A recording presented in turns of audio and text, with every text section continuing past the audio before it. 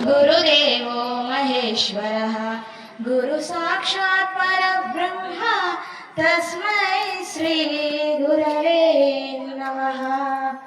पुन्नालवंशकलशाम्बुदि कैरव्याप्तं पूर्णं दयानिधिमनन्त गुणैकदीक्षं राजाधिराजमकुटाञ्चितरत्नसेव्यं श्रीराजयोगी गुरुमन्त्रतो नमामि। श्रीराजयोगी प्रियशिष्यं निजानन्ददीक्षितं गुडिश नरसिंहयोगी नामाङ्कितं सद्गुरुते नमो नमः। శ్రీ గారు వచ్చి సన్మానం అందుకోవాలి. జన్మనిచ్చినటువంటి తల్లిదండ్రులకు పాదాభివందనం తెలియజేస్తూ ఇక్కడున్న నా గురుస్వరూపులకు అలాగే పెద్దలకు కూడా నా యొక్క సాష్టాంగ ప్రణామాలు తెలుపుతూ ఇక్కడున్న సోదర సోదరిమణులకు కూడా నా యొక్క నమస్కారాలు తెలియజేస్తున్నాను.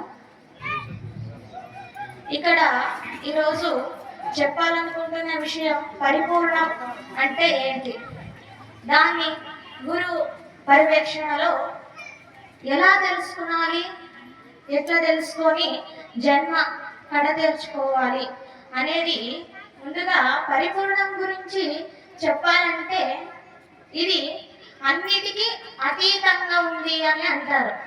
దేనికి అతీతంగా ఉంది అంటే పంచేంద్రియాలకు, పంచభూతాలకు, కర్మేంద్రియాలకు, జ్ఞానేంద్రియాలకు, పంచతన్మాత్రాలకు కూడా అన్నిటికీ అతీతంగా ఉన్నటువంటిదే పరిపూర్ణము అని చెప్పారు.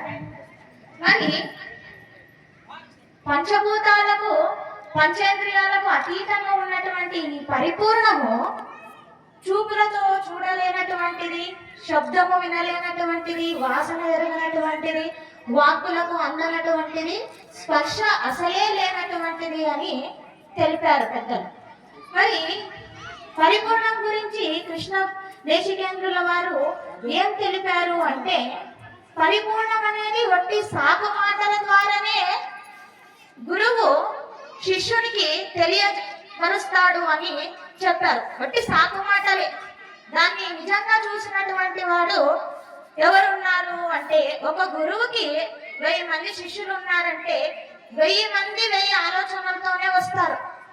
ఎవరో ఒకరో ఇద్దరో భ్రాంతి రహితాన్ని పోగొట్టుకోవాలని వచ్చేటటువంటి వాళ్ళు ఎవరో ఒకరో ఇద్దరు. అట్టి వాడికే ఒకరికో ఇద్దరికో గురువు, నిజ గురువుడు అయినటువంటి వాడు భ్రాంతి రహితాన్ని తెలిసేలా పరిపూర్ణము చూపించేలా వస్తు నిశ్చయపూర్వకంగా చేస్తాడు అని అంటారు.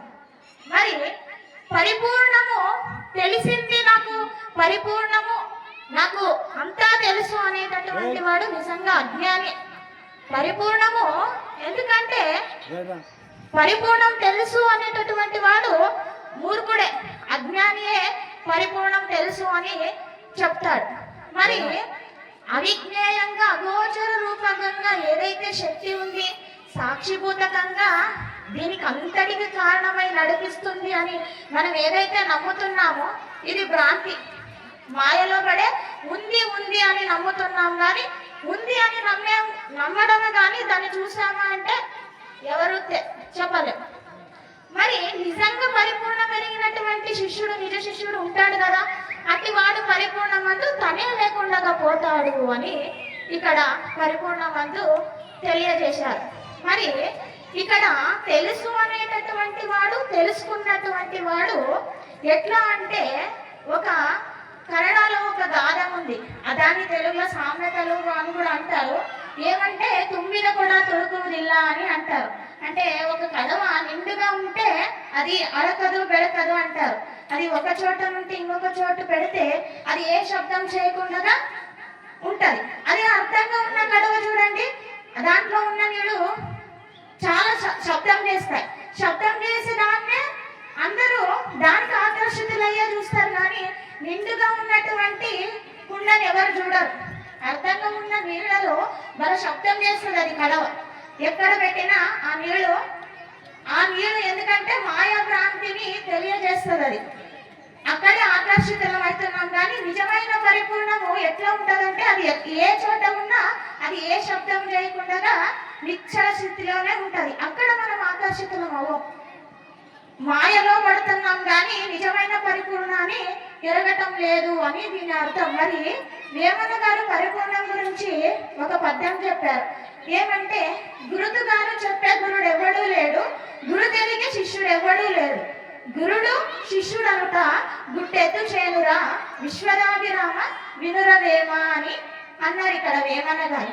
ఏంటిది అంటే, పరిపూర్ణమందు చెప్పి చూపించిన గురువు గుర్తు ఉండదంట, విని చూచినటువంటి శిష్యుని గుర్తు ఉండదంట పరిపూర్ణమందు. అంటే పరిపూర్ణమందు గురువు లేడు, శిష్యుడు లేడు అని దీని ఒక భావన. మరి గురువుని శిష్యుని గుట్టెత్తు చేనుతో పోల్చారు. ఏమిటిది గుట్టెత్తు చేనుతో పోల్చడము అంటే, ఇక్కడ ఎత్తు గుడ్డిదే కానీ దానికి ఆకలి అనే ఉంటది కదా, ఆపేక్ష. ఆ ఆకలిని తీర్చుకోవాలంటే యజమాని చేను ఎందుకు పిలుచుకొని పోతాడు. అదే మాయా గురువు ఎట్లా ఉంటాడు అంటే, ఒక పరిధిలో మేత వేసి మేయిస్తాడు, దానికి ఆకలి అంత తొందరగా తీరదు. అదే నిజ గురుడు చేనునే చూపిస్తాడు, ఎంత కావాలో అంత మేయి నువ్వు అని. అట్లా చేను దానికి గుడ్డిదైనా అది మేయగలిగిన శక్తి ఉంది, దాని ఆకలి తీర్చుకునే సత్తా దానికి ఉంది అని. దాని ఆకలి తీరిన తర్వాత గురువు అప్పుడు యజమాని అప్పుడు కనిపెడతాడు దాన్ని, దీనికి ఆకలి తీరింది, వచ్చిన పని అయ్యింది, ఇంకా వెళ్ళాలి అని. అప్పుడు యజమానితో పాటు ఎద్దును కూడా తోలుకొని పోతాడు. అక్కడ యజమాని లేడు, ఎద్దు లేదు, మిగిలింది ఏంటి అక్కడ? చేను. చేను అనేది పరిపూర్ణం. అక్కడ పరిపూర్ణము బట్టబయలుగా ఉంది. దాని అందు నువ్వు తెలుసుకోవాల్సింది ఏంటి అంటే, ఇక్కడ యజమాని అనేటటువంటి వాడు గురువు.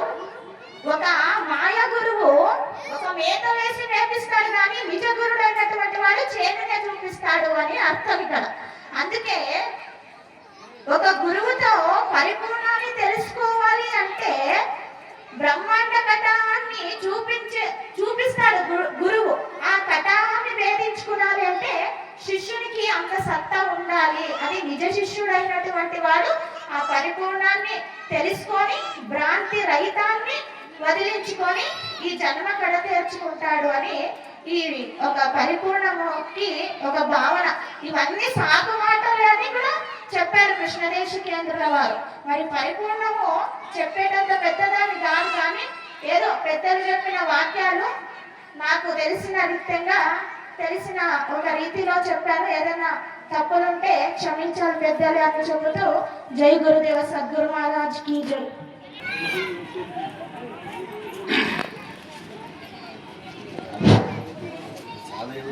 సద్గురు పేనమా, ఈరోజు శ్రీ శ్రీ సద్గురు స్వరూపులు మన రాజాదిరాజులైన